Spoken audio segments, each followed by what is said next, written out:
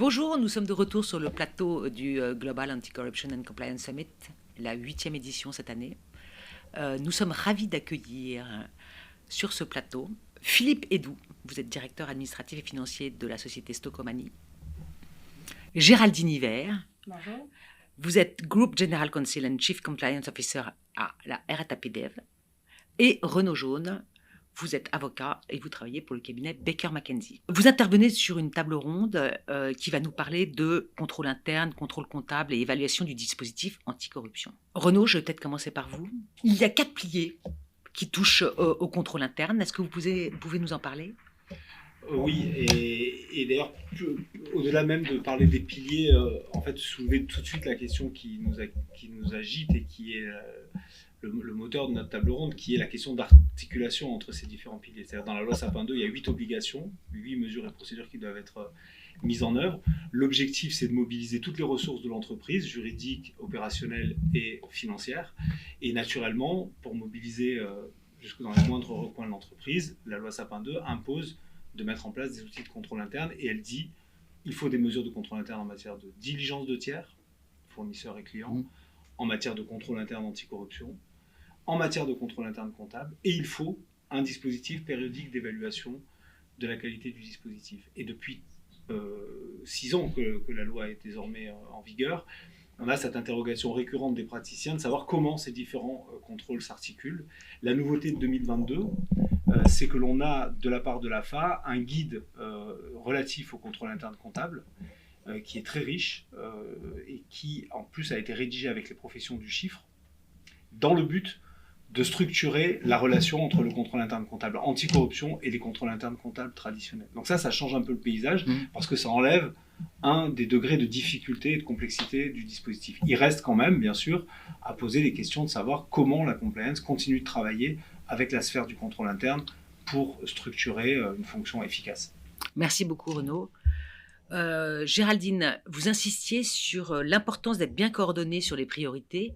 Est-ce que vous pouvez développer un petit peu cette idée ? Oui, c'est vraiment le point clé de la réussite d'un programme Sapin 2, c'est de bien définir ses priorités en partant de la cartographie des risques anticorruption pour pouvoir décliner les différents autres piliers de la loi Sapin 2.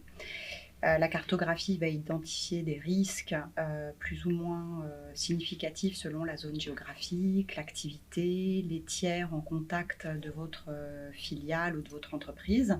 Et donc, l'évaluation des tiers doit être faite de manière extrêmement précise et mesurée en fonction de ces risques.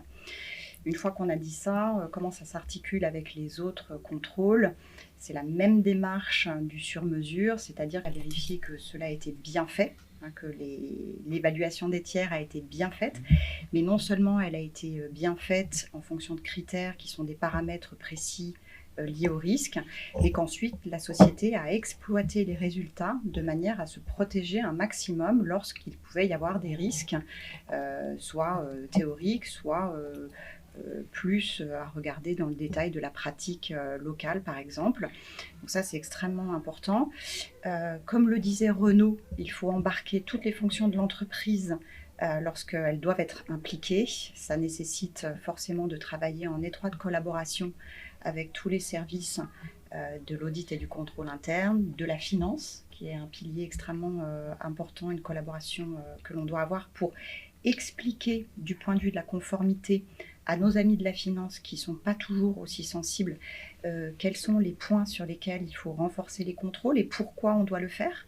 Quand on a par exemple une filiale qui utilise encore du cash, même si ce sont des sommes modiques, eh bien, il faut mettre un contrôle spécifique pour vérifier l'utilisation qui en est faite.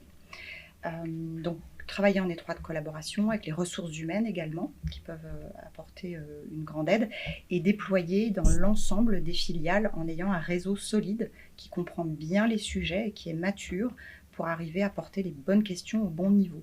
Aujourd'hui, ce qu'il ne faut pas faire, probablement, c'est se donner l'impression de déployer un programme qui soit finalement extrêmement standard et qui ne protégerait pas l'entreprise des attentes de l'Agence française anticorruption. Merci beaucoup, Géraldine. Du coup, je me tourne vers vous, Philippe. Vous êtes directeur administratif et financier. Est-ce que vous pourriez nous en dire plus sur votre rôle dans le dispositif et les rapports que vous pouvez avoir avec vos interlocuteurs? Alors, le rôle dans le dispositif, au sein d'une ETI, parce que je suis sur une ETI, c'est avant tout d'animer le sujet. Et c'est l'un des piliers de la loi. On doit embarquer toute l'équipe dirigeante. Et là-dessus, on s'appuie sur les interlocuteurs, parmi lesquels les commissaires aux comptes, effectivement, qui ne sont pas là que pour certifier les comptes annuels, mais qui sont pour moi un bon interlocuteur, car compétent, de conseil, avec qui on peut vraiment échanger et aborder ces nouveaux sujets. Lorsqu'on est sur une année où on a la chance d'avoir un nouveau guide de la FA, on a le support pour initier la discussion et essayer de progresser sur le traitement des questions. Merci infiniment à tous les trois. On espère vous revoir l'année prochaine pour la 9e édition du GAX et pour cet éclairage. À très bientôt, j'espère. Avec grand plaisir. Au revoir. Merci.